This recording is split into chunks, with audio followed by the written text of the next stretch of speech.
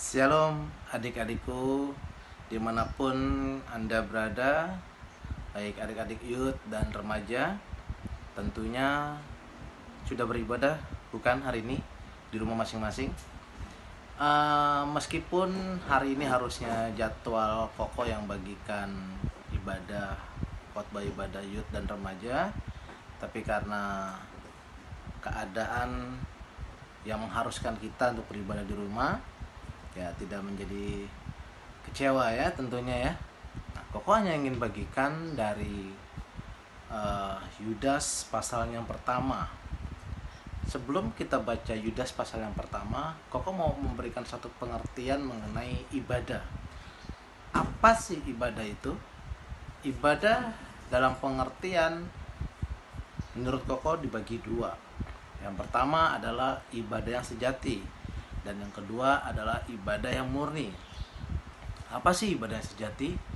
Ibadah yang sejati kita ambil dari Roma pasalnya 12 ayat yang pertama. Ibadah yang sejati adalah mempersembahkan tubuh kita sebagai persembahan yang hidup dan yang kudus.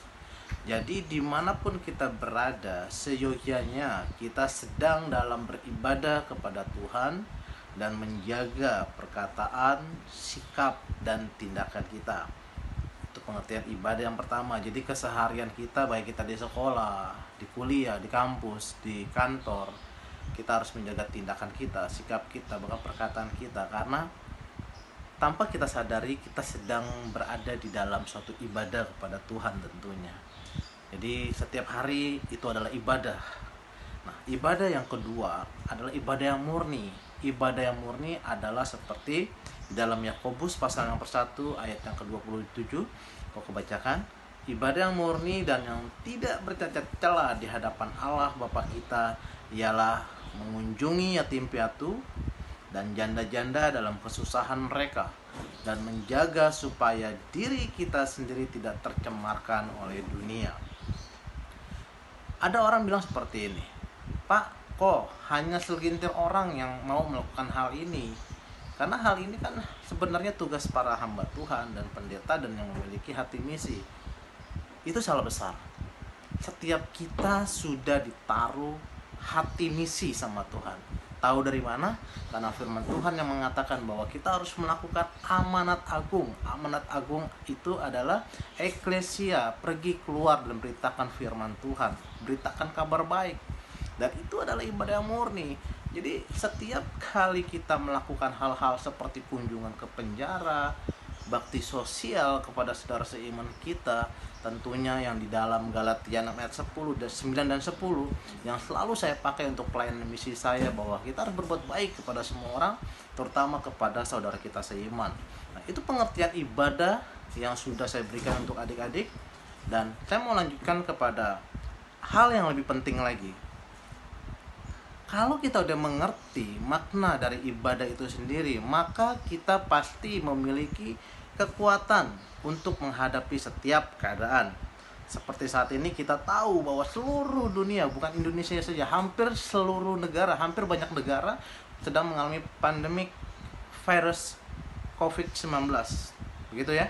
Dan banyak negara yang sudah melakukan lockdown, dan kita puji Tuhan kita belum melakukan itu. Kalau kita sampai melakukan itu, wah, kita nggak bisa bayangin teman-teman, kita nggak bisa bayangin adik-adik betapa susahnya keadaan kita. Sterilisasi dalam 14 hari aja itu mengharuskan kita di dalam rumah, bahkan kita juga tidak bisa beribadah secara korporat di dalam gedung gereja. Banyak hal yang kita terima, banyak hal yang merugikan kita, dan banyak orang yang rugi dalam hidupnya karena pandemik ini. Nah, tentunya adik-adik, Koko hanya ingin berpesan, setiap keadaan yang terjadi dalam hidup kita ini tentunya ada maksud dan tujuan Tuhan. Dan saya berharap kita adalah Kristen yang sejati. Maka dikatakan dalam firman-Nya 1 Petrus 4 ayat yang ke-17 sampai 19, karena sekarang telah tiba saatnya penghakiman dimulai, dan pada rumah Allah sendiri. Jadi penghakiman itu dimulai dari rumah Allah sendiri yang harus pertama-tama dihakimi, dan jika penghakiman itu dimulai daripada kita, bagaimana kesudahannya dengan mereka yang tidak percaya Tuhan? Dan jika orang benar hampir-hampir tidak bisa diselamatkan, apakah yang akan terjadi dengan orang fasik dan orang berdosa? Karena itu baiklah juga mereka yang harus menderita karena kehendak Allah, menyerahkan jiwanya dengan selalu berbuat baik kepada pencipta yang setia. Bukan saya yang berbicara, tetapi firman Tuhan yang berbicara. Jadi jangan sampai kita menjadi Kristen yang palsu. Banyak orang melakukan perbuatan baik tidak bisa menyelamatkan kepada kerajaan surga. Ya, memang benar, bukan perbuatan baik kita yang menentukan kita masuk ke dalam kerajaan surga, tetapi Yesus mengajarkan kita di dalam firman Tuhan yang jelas sekali, Galatia 6 ayat 9 dan 10, dan 1 Petrus 4 ayat yang ke-17. Kita harus melakukan hal-hal baik. Agar kenapa? Agar dunia tahu bahwa Yesus yang kita sembah adalah Tuhan yang baik untuk semua orang. Ada 3 hal yang ingin Koko sampaikan pada saat ini. Yang tadi Koko udah mulai bahas, Koko baca dari Yudas 1 ayat 17 dan 23. Yang pertama, ada 3 hal yang Koko mau sampaikan. Yang pertama, iman itu mengalahkan ketakutan. Sekali lagi, iman mengalahkan ketakutan. Miliki iman yang suci. Jadi kalau kita memiliki iman yang suci, maka tidak ada ketakutan dalam diri kita.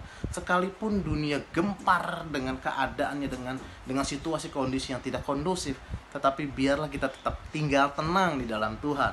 Karena di dalam ketenangan kita dapat berdoa. Ketika kita dapat berdoa, maka ketakutan itu Tuhan akan gantikan dengan sukacita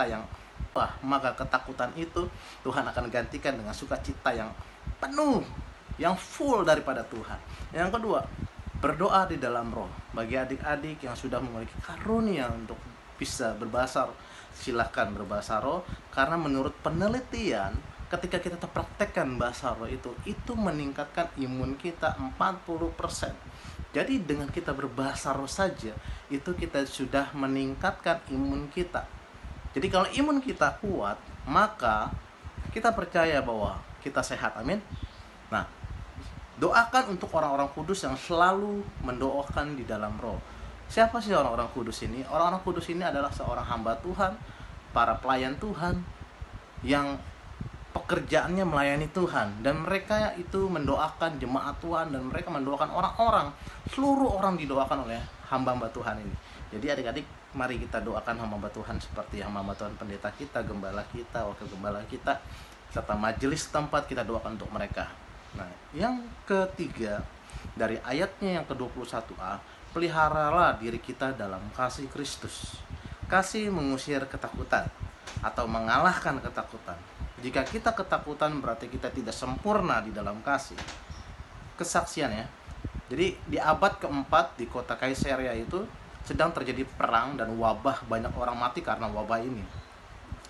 Jadi orang-orang seperti kepercayaan paganisme, pada saat itu udah kepercayaan paganisme dan lain-lainnya, ada orang Kristen juga di sana. Tetapi satu hal, sejarah mencatat orang-orang yang memiliki kepercayaan paganisme ini, mereka melarikan diri, mereka meninggalkan keluarga mereka karena mereka ketakutan.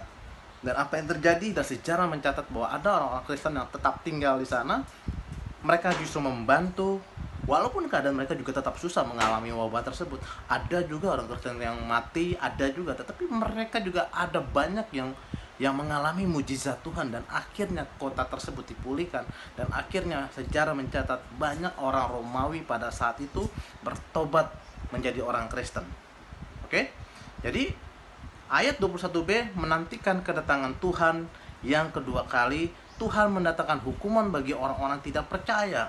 Dengar, Tuhan mendatangkan hukuman kepada orang-orang yang tidak percaya.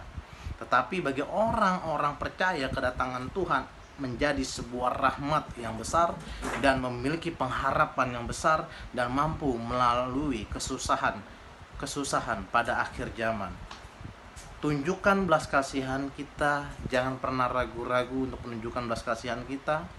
Kita kuatkan iman mereka yang lemah, dan kita jangan menghakimi mereka yang imannya lemah. Kita harus menguatkan mereka, kita harus mensupport mereka, dan kita harus bebaskan dari keterikatan dari orang-orang yang masih terikat di dalam hal-hal yang menyakiti hati Tuhan. Matius 24 ayat 14 mengatakan Tuhan mau bangsa-bangsa diselamatkan. Jadi kita jangan fokus dengan kesusahan yang terjadi, justru ambil kesempatan ini untuk merebut jiwa-jiwa, dan jangan takut menyebarkan kabar baik, jangan takut dan tegar di masa sukar.